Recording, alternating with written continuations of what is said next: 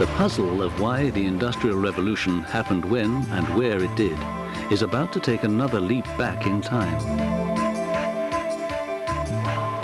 So far, our think tank has traced back a number of different threads to medieval times.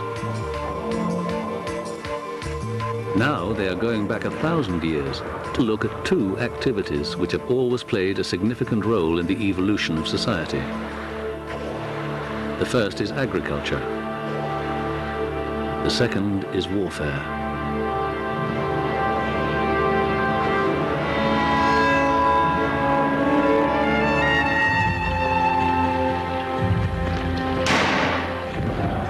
Warfare and agriculture both demand tremendous exertion of human energy. In the first half of this 1,000-year time period, warfare was rife in the East and West, but gradually that would change. The East became relatively peaceful, while the West remained locked in combat. So the question is whether the delicate balance between war and peace could affect a country's chances of becoming an industrial nation.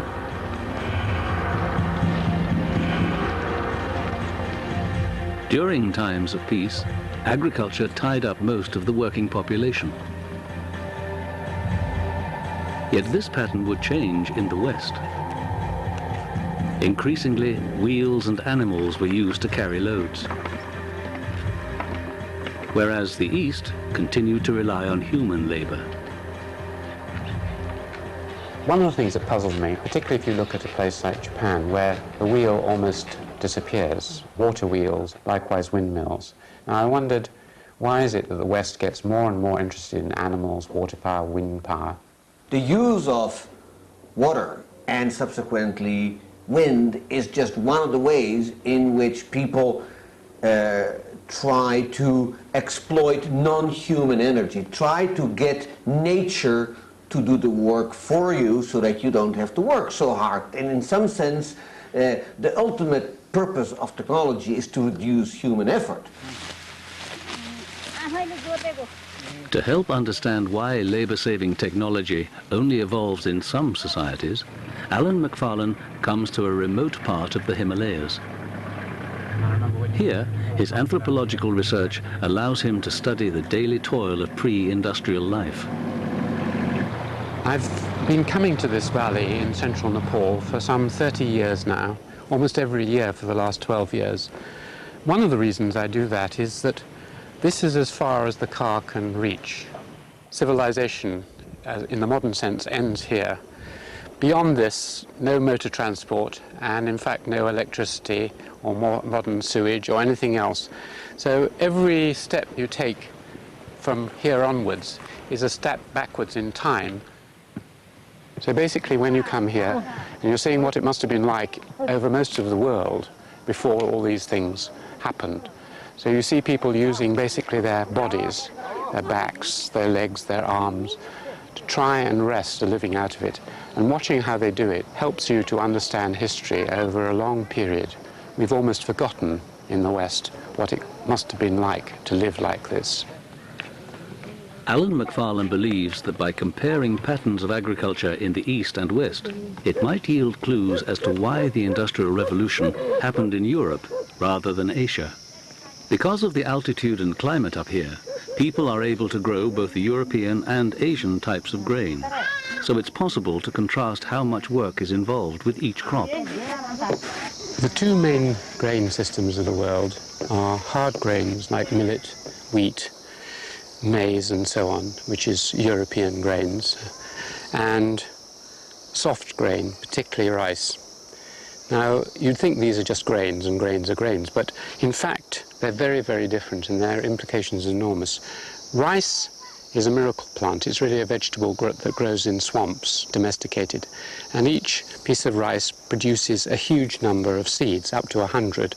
You only have to keep one to replant, whereas European grains on the whole produce much less per plant, and you will have to keep at least a 15th of the harvest to replant. So that's one great difference. Rice will feed a much denser population. You get much more per acre from rice. The second difference is that rice responds very well indeed to added labor. Each one is really a little vegetable which you tend very carefully. You hand plant each one in turn, and depending on how careful you are with the weeding and the water, you get more or less rice.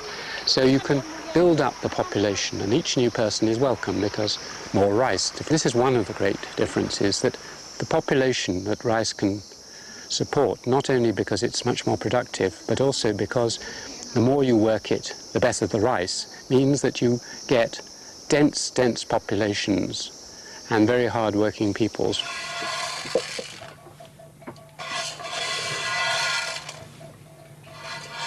With rice, it's very difficult to get the husk off, very hard indeed. That's what protects them, the husk. So what you have to do with that is you have to apply a very sharp weight, very heavy weight onto the rice to get the husk off. So in this area, for example, you use a beater which is operated by your feet. And that is very intensive, hard work using your legs. So rice is more labor intensive at that stage. But at the next stage, once you've got the husk off with rice, it's ready for human consumption. Our digestive systems can eat this one grain by just putting it in water, boiling it, and you have a perfect meal. Now, the hard grains of the West are different. You just throw the seed, keep the weeds down, and that's it. They don't take quite so much work, although the soil is very heavy and you have to plough it. But certainly at the later stages, there's something very peculiar about them, which is once you get them off the husk, you can't eat them. You have to grind them. You can make them into a kind of porridge with milk and so on, but it takes a long time and it's not very pleasant. So in order to make bread, which was favoured in the West, you have to mill it. The grindstone, or rotary quern, was as popular in England 1,000 years ago as it is in Nepalese villages today. But something happened in England to change that way of life. Water power began to take over from human power. Enormous amount of power. I mean, if you transfer that into horsepower, is there any way of guessing how many horsepower? About 5 horsepower. About 5 horsepower. The puzzle is why villagers would bother to come from their homes in which they could have had their own personal querns and come and milled here. Why do they do that? Well, in medieval times, the lord of the manor probably owned the mill. He sublet the mill to a miller and his family ran it, but he would be getting the profit from milling, so he discouraged the hand querns. Some of them were even taken away and broken, so the people were forced then to bring the grain to the mill to be milled. So it was a monopoly of the A monopoly, yes. So it was the beginning, in a sense, of capitalism as well as industrial civilization, because to construct something like this would be very expensive, wouldn't it? I mean, if you go to an Indian village or a Chinese village in the past, you'd never find a huge building like this full of machinery, full of complicated craft work, producing a product, which is really what industrialization is. As you did this, the idea began to spread, well, if the machine can take the strain, or the animal can take the strain, why should we do it? So you began to get a civilization in England particularly, and Holland and Northern Europe, which was renowned for being very lazy. They worked, but compared to the arduous, endless work of most peasant civilizations, the Northwest Europeans would, whenever possible, think of an alternative to using their back and their muscles. So putting all of this into two words which make the contrast. In China, Japan, India, and here in Nepal, they had an industrious revolution. That is, people were more and more hard-working, and this led them towards a kind of civilization which is immensely hard, labor-intensive. In Europe, we had famously an industrial revolution where you replaced human labor with machines and non-human power.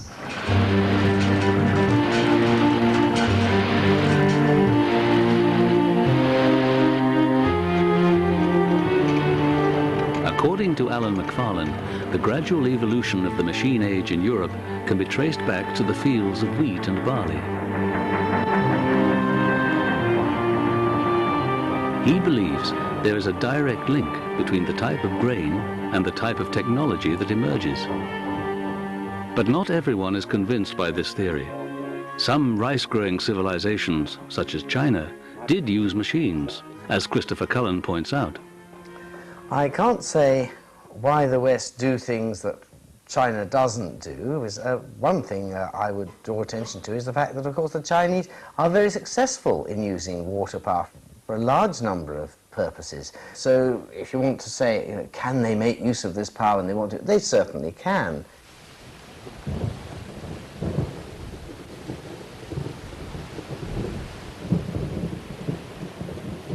What happened in China up to 1000 AD was that agriculture changed from farming dry wheat in fashions familiar to Europeans in the north to wet rice cultivation in the south. Wet rice cultivation, because the rice plant is essentially a specialized swamp grass, means that you've got to create an artificial and carefully controlled swamp. And if you can do that just right, and it's a tricky business to get it just right, then you've got one of the most highly productive and secure crops that human beings have ever produced. No nation that's ever taken up eating rice has ever given it up voluntarily in exchange for something else.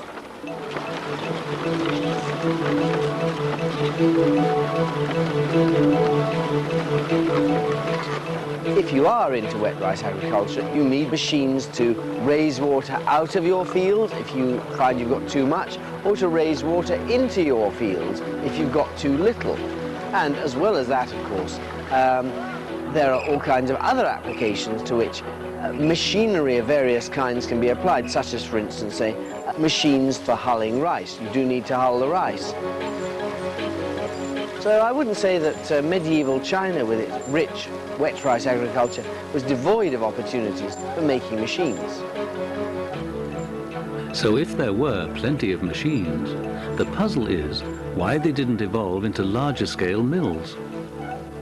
I don't know why the Industrial Revolution didn't happen in China. That's the problem. I'm unable to produce a nice factor that says, you know, sort of why, because I'm not sure the point is proved that medieval China is a sort of a less mechanical place than the medieval Europe. Perhaps the key lies not in technological differences, but in the way society is organized. China continued to be dominated by the philosophy of Confucius, who has been described as the patron saint of Chinese bureaucracy. There are two big differences between the structure of society in pre-modern China and in Europe. For a start, in China, there was no aristocracy of political importance. The real governing power, apart from the emperor, is exercised by the scholar official class, who are recruited by and large through examinations in Confucian classics and in Confucian ideology, the mode through which people express their feeling about a certain kind of social order, a hierarchic social order in which we all know our duty to those above us, in which children know their duty to their parents, ministers know their duty to their ruler, students know their duty to their teacher. If you look at a man called Sun Ying-sing, who's active in the early 17th century, he writes a book on science and technology and laments that no one's going to read this book because it's got nothing to do with passing the official examinations. In the preface he laments, look, I'd really like to have made this a better book. I'd like to have got some people together to talk about the things in this, but I've got no funds, and so I've had to do all this myself. And as for you, sir, who might be picking up this book in a bookshop, you'll probably want to cast this aside without reading it, because it certainly won't help you advance in the Imperial Civil Service at all, so forget about it. If you compare that with his contemporary, Georg Bauer, in what later became Germany, the man who wrote a book on mining called De Re Metallica, he was able to move from country to country, and also from one kind of job to another. He practiced as a doctor, he taught Greek at a university, and he also became involved with mining. There were all kinds of roles open to him, all kinds of places. The point is, there were many more possible points for diversity in Europe, many more margins at which one could carve out something new. Harnessing natural power became a European obsession. the most important medieval machine in England was the watermill.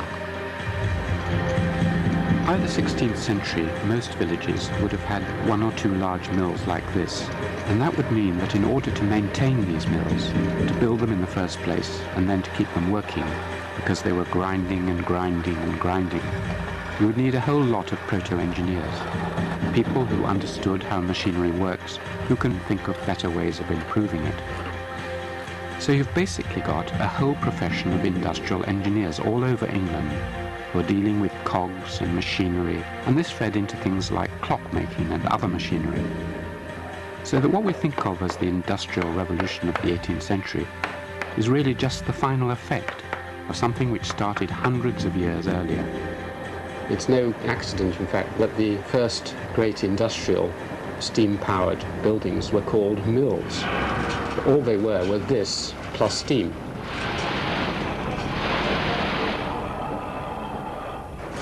But before mills were driven by steam, there was a further critical stage in the evolution of water mills.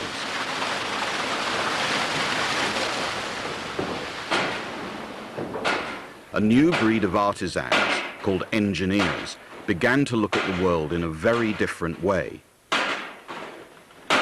They were committed to maximizing the amount of energy that could be tapped from nature.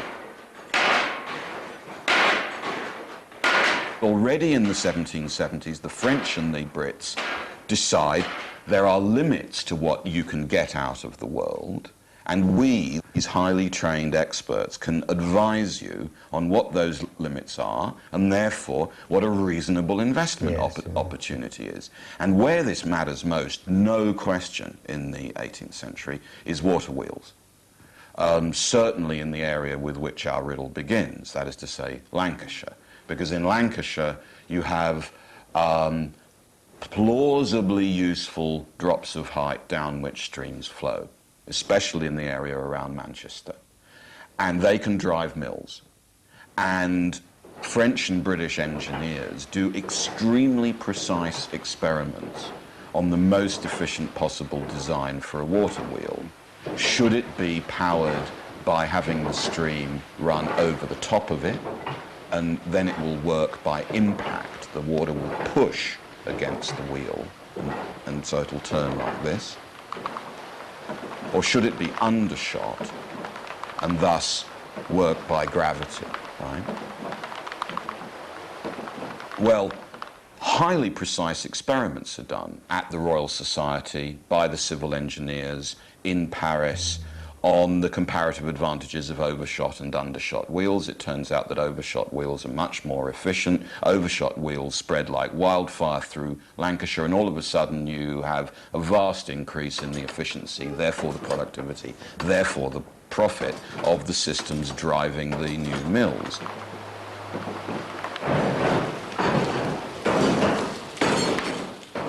Now, I think you can see that over the millennium now that we're interested in, what we have to explain at least is how did an attitude and a set of technologies like that emerge around water wheels, which I suppose we do not find in any other culture.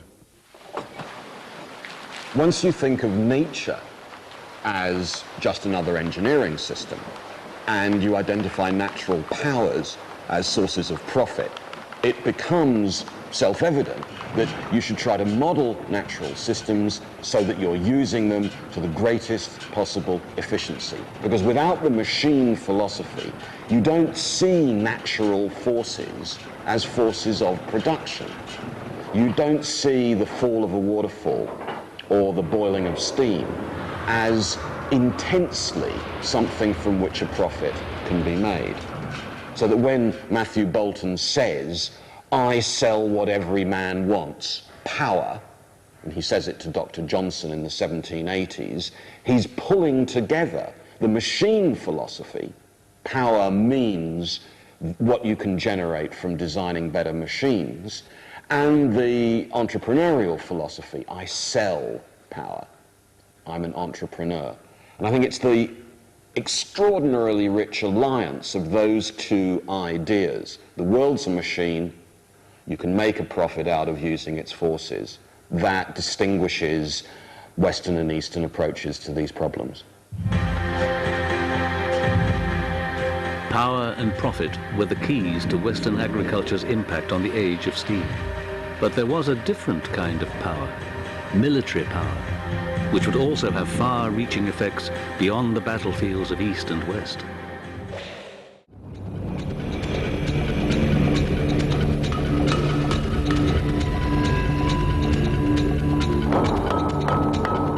When the balance shifts from peace to war, it has a dramatic impact on the acceleration of weapons technology.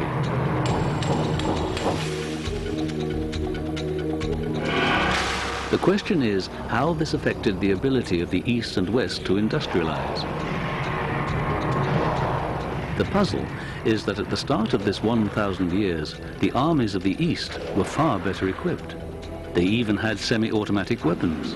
What I have here is the working bit of a Chinese crossbow, and this particular device was mass-produced by the Imperial workshops. It's even got a number 14 on it. Just like if you look on your rifle, you see it's got a War Department thing stamped on it, a number.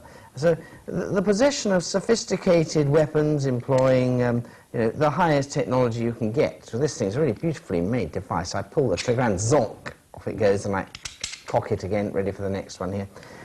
This shows the Chinese were very ready to produce the very best in military technology. There's no sense that they have a gentle and unwarlike philosophy here.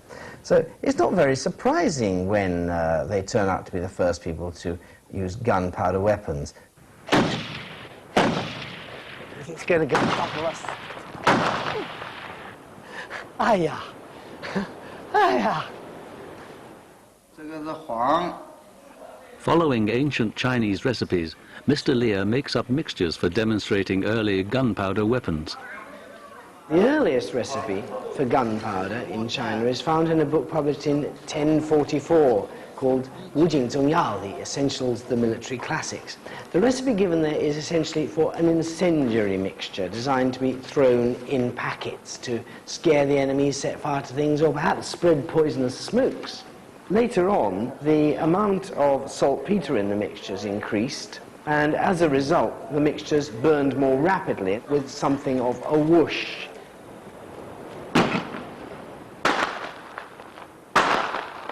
You can imagine you have this packed with gunpowder, you have it also packed with bits of junk as well, and you're trying to climb up my city wall and I squirt this towards you. It discourages you somewhat and so on. And then of course there is the fact that if it's really got a good charge in it and I happen to hold it rather weakly, it may shoot off backwards, and then I've got a rocket, which is of course another Chinese invention. The multiple rocket launcher was a medieval weapon used to fire arrows at advancing cavalry.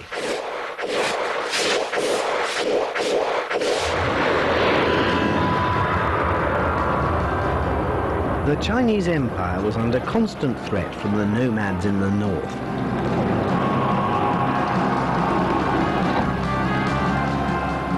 There's a strong contrast between the development of gunpowder weapons in China and in Europe.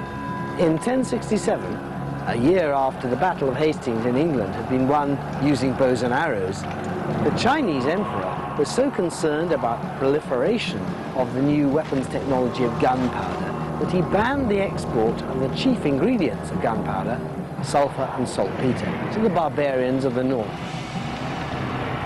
And he was right to be concerned, because over the century following his action, we see a true industrialization of warfare in China.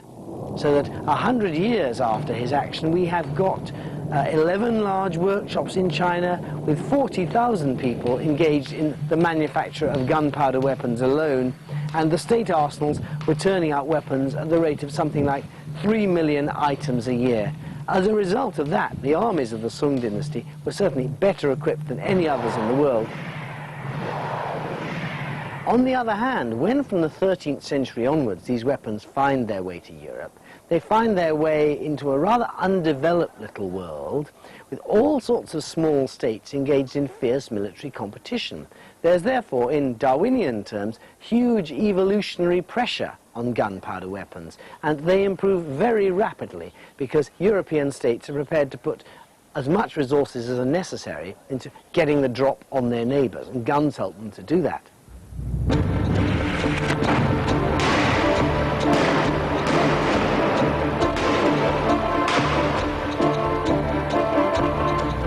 Bombard! 14th century! Firing! This is an early example of a hoop and stave cannon. The earliest guns were cast out of bronze. Bronze very expensive to cast, and so they developed this idea of hammer welding staves of iron together and then shrinking hot hoops, rather like a wooden barrel made in metal. And you would load this up, aim it at your fortress. Well, they are castle smashers. This is only a baby one, of course. The largest one had a bore of 33 inches and cast a stone of 900 pounds or more. What then brings about the next major changes in gun design after this? The growing use of bronze in casting guns, making them much lighter, manoeuvrable. So you can start to carry them? You could start to carry them about. First field gun, mid-15th century. Firing! Then, around about the middle of the 16th century, they moved on to cast iron guns in this country. We were behind everybody else on the continent, in Holland and Germany, 100 years advance of us. But gradually we got hold of the script and we were making cast iron guns. 6-pounder, the mid-16th century. But there were big problems about having guns in cast iron, Oh, weren't absolutely. there? Because they could easily blow up in just the wrong kind of way. They gave you no warning. Gunners hated them because the bronze guns, I mean, if it's going to blow, it bulges first. A bit like me, really. The cast iron gun gives no warning whatsoever. It will just burst like a bomb. 3-pounder Falcon, mid-17th century. So it's a very good idea to have guns that are easy to move around, but you have to thicken up the barrel in order to actually make it an effective weapon. The walls of the barrel became much, much thicker, so in the 19th century you've got massive, thick, heavy guns which could withstand the impact of vast amounts of powder throwing out arm bores. 24-pounder, early 19th century. 64-pounder, late 19th century. Fire it!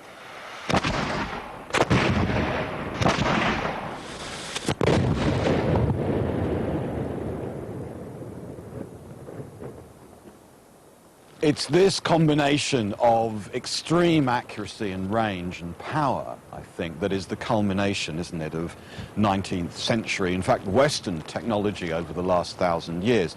It's really important to remember that machines like this were made to kill people and destroy things.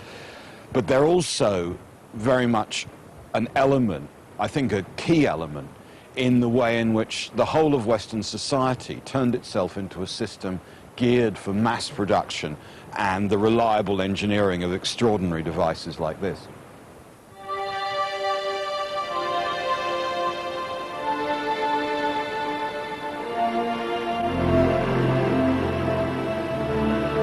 Across the world in China, the Ming dynasty eventually restored peace to the Middle Kingdom.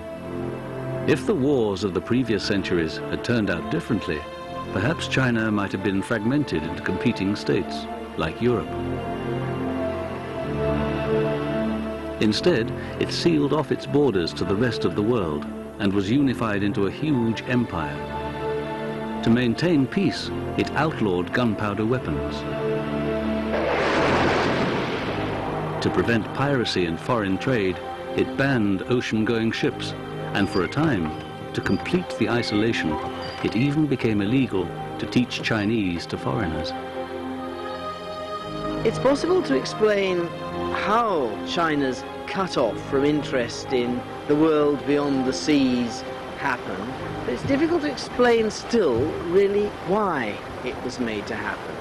In the 15th century, China had achieved immense triumphs in penetrating the outside world, with great seaborne expeditions going away as far as Africa.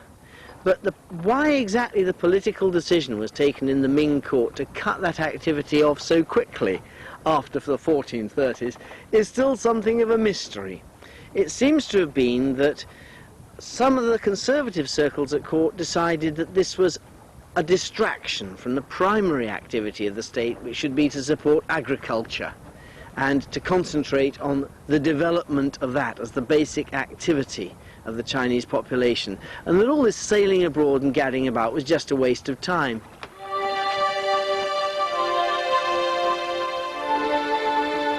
The merchants of China continued to enjoy prosperity, even though trade was confined to coastal waters.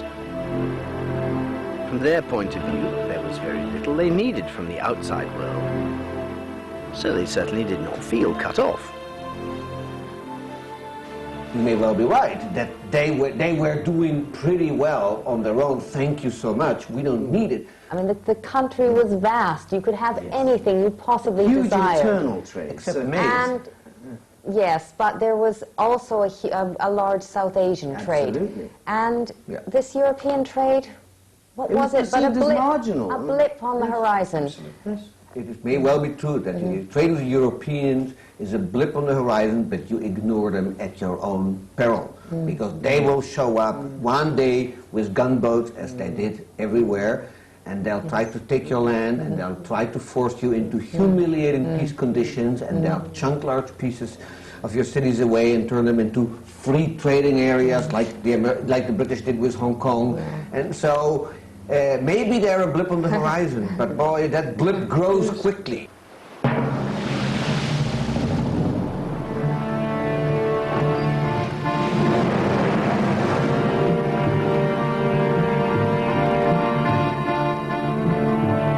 I think one of the really distinctive features of the competitive Western system of rationalized violence, of military technology, is the way in which very quickly it puts together new military systems. A very good example of this is the way in which the Western boats of the 1400s, 1500s begin to carry guns. And it's the gunboat which becomes the key symbol of Western imperial aggression. And that combination of really very large guns, heavier than you could handle on land, being carried on boats across the world, is a really good example of the way in which an ingenious systems building tradition starts to develop in the West. The sort of gunpowder weapons the Westerners have been using are things that can shoot projectiles at long range, so you can lie offshore and blast a port into smithereens. Something that wasn't happening in China, where there was nothing like the same amount of pressure to make these weapons as good as possible. This is the culmination of 500 years in which the weapons have been changing constantly and very quickly, all the time. And increasingly scientifically. I mean, we have this artillery officers' calipers. This is an 18th century English device which you used to measure the exact size of a cannonball and then the size of the barrel which you were going to put the ball in. And it has mathematical tables engraved on front and back which, most importantly, tell you that for a given weight and range, this is how much gunpowder you should put in the charge. Now, what this shows you is an accountancy of killing. Once you have heavy iron cannonballs, especially on ships, and you cast gun barrels of a certain size, the catastrophic effects of getting your sums wrong go up exponentially. I mean, it's not just discovering a rocket when the ball blows up. You will kill most of your own men. So you need to be able to do these sums. And once you need to be able to do them, instrument makers have guaranteed markets now, because they know they can sell hundreds and hundreds of very precise and beautiful devices like this to every artillery officer in the country. So more violence, more reliable violence, and more reliably monopolized violence is a very major factor in the production of precision, and vice versa.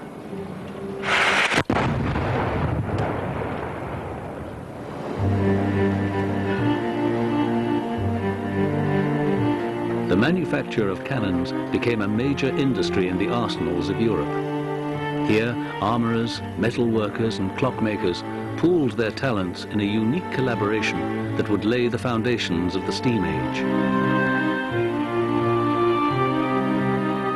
Cannon molds were made in two halves, which were bolted together and filled with molten iron to produce a solid barrel. The center was then bored out. The idea of boring a cannon by independently manipulating the drill and the cannon was later used to finish steam engine cylinders. There's a very close relationship, I think, between firing shot out of a cannon and the way steam engines work. Think of a cannon as a kind of one-shot engine in which the ball takes the place of the piston and the barrel of the gun takes the place of the cylinder. If the ball is too closely fitted into the barrel, then the barrel will bend or explode. If it's not fitted closely enough, then you're not using enough of the energy developed by the force of the explosion to fire the ball out of the gun. The same is true of the way in which steam engines work. You have a piston being pushed up and down a cylinder. If the piston is engineered too close to the diameter of the cylinder, it will jam, the cylinder will bend or deform, and the engine might even explode. That ability to make a precisely engineered tube where the piston would fit snugly, but not too snugly, into the cylinder relied on the existence of a group of skilled artisans and engineers, many of them gathered round military arsenals and cannon foundries, where a lot of experiments were done both on making better guns and on the first steam engines. Now those lathes, the big new machine tools of the 17 and early 1800s, are absolutely fundamental elements in the automation and industrialization of those years. And they start out as military systems for the navy, for the artillery. Once these big, powerful machine tools have been designed, however, they can then be turned to a host of other uses. So, for example, the power tools which were used to make standardized parts for guns were quickly turned into machine tools that made standardized parts for railways, for steam engines, for cotton machinery. All that technology is weapons technology, and without the ability to bore cannon tubes straight, true, and reliably, you could not make the kind of steam engine that we see in 18th century England.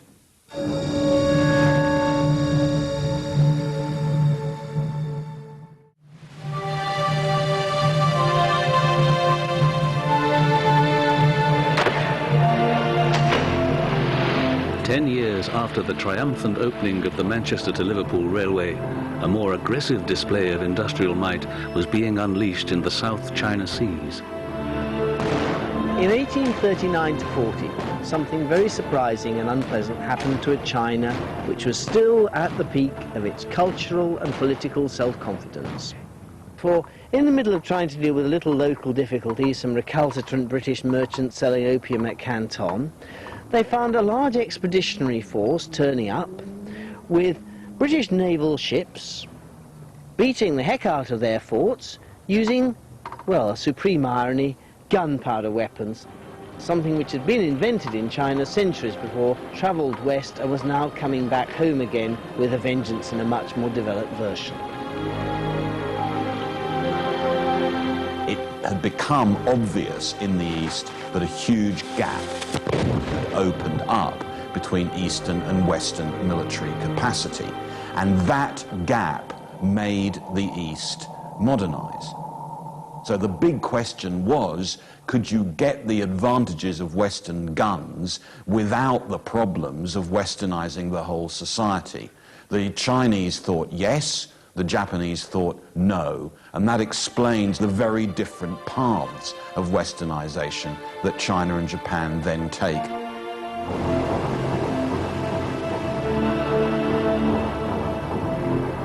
English civilization developed industrial technology about 80 years before anywhere else in the continent. It took Germany, France, about 70, 80 years to have their industrial revolutions. The strange thing is that almost exactly the same thing happened in Japan. It had its industrial revolution in the late 19th century, in the 1870s, 80s. It was about 70 or 80 years ahead of China. It took off just like that in 2 generations, from about 1870 to 1910. It had turned from an absolutely agrarian craft civilization into the foremost industrial civilization in the East. It was just as miraculous as the British in many ways. So why didn't India? Why didn't Islam? Why didn't China? Why only this place 70 years ahead of these other places?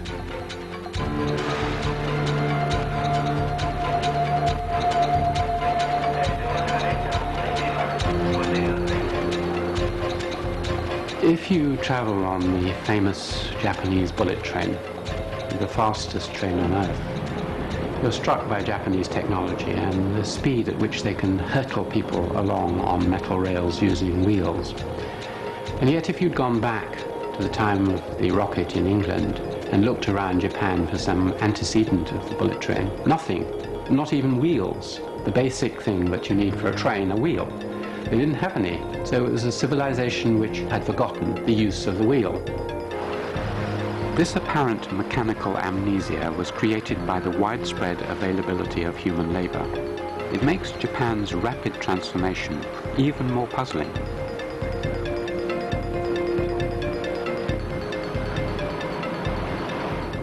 We're passing through the largest urban concentration on this planet. Tokyo itself, the largest city with 30 million, joined up to these huge cities to the south without any break, making an urban concentration of perhaps over 50, 60 million people, all crowded into an area the size of a small English county. An immensely urbanized and compressed society. Some people think this is a recent phenomenon, but in fact Japan has always been densely populated. By the 17th century, Tokyo alone was nearly 1 million people. And you also had a huge amount of commercial activity. Artisans, craftsmen, money, banks, high literacy rates. Something like 70% of the males could read and write. And so you had the 3 constituents which many people think would lead you to an industrial revolution. And yet Japan was in some sense in a kind of trap.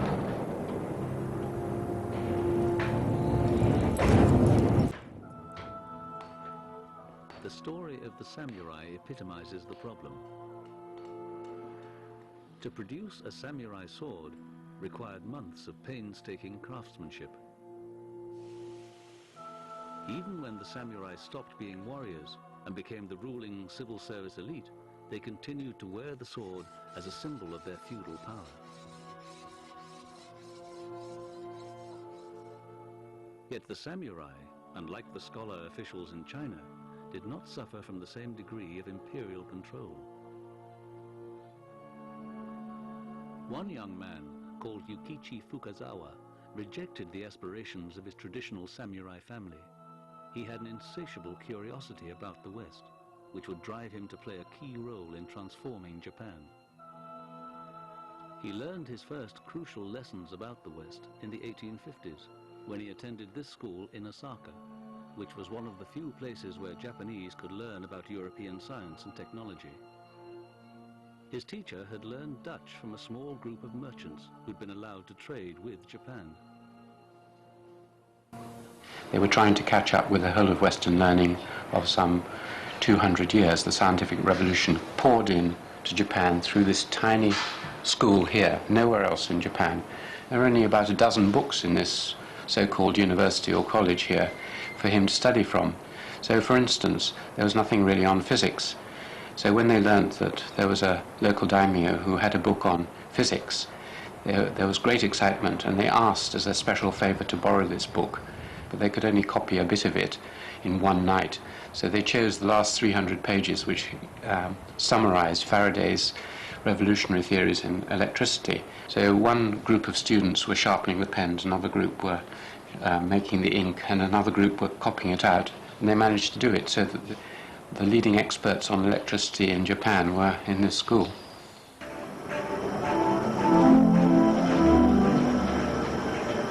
Later, after learning English, Fukazawa was asked by the Japanese government to visit the West as part of a fact-finding delegation. he had little interest in seeing the great feats of science and engineering. He knew this information was available in books. What did interest him was the underlying fabric of European society, which he believed underpinned the economic achievements of the West. He was fascinated to witness political debate. I learned that there were bands of men called political parties, the liberals and conservatives, who were always fighting against each other in the government. For some time, it was beyond my comprehension what they were fighting for. Fukuzawa was convinced that it was not enough to bring back technological ideas. For Japan to modernize, it needed to westernize. He even brought back that quintessentially British institution, the Businessman's Club, to Tokyo. The secretary of the club is Mr. Hattori, chairman of Seiko Watches. When was this club founded? The club was founded in 1880 by Yukichi Fukuzawa. And the purpose of this club, to get people together without the distinction of occupations or the age or class, class, yes. This club, yes, here, which was based on his memories of the Conservative Club in London, maybe. Yes, Fukuzawa always stressed the real power should be based on the harmony of people by exchange of views and exchange of knowledge among different group of people. By bringing together industrial entrepreneurs, politicians and academics, Fukuzawa helped create many new institutions. He founded Keio University, where he introduced public debate, a completely alien concept in Japan. He modeled the speaking hall on a New England church he had seen on a visit to America. His legacy of modernization secured him a place on Japan's highest denomination banknote.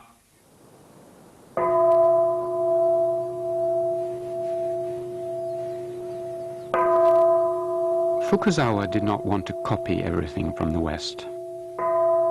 He realized it was important that Japanese cultural and religious identity should continue to flourish. Yet he also knew that Japanese society had to undergo profound change in order to industrialize.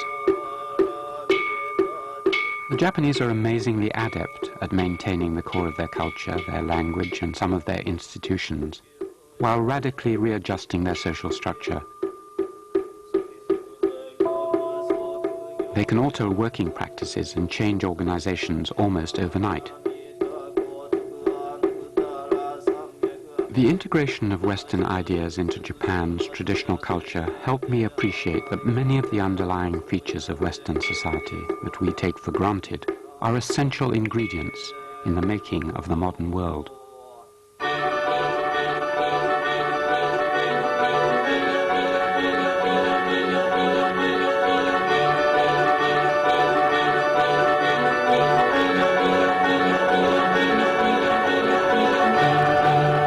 Final episode, the 10,000-year question, takes us from hunter-gatherers to the Big Mac.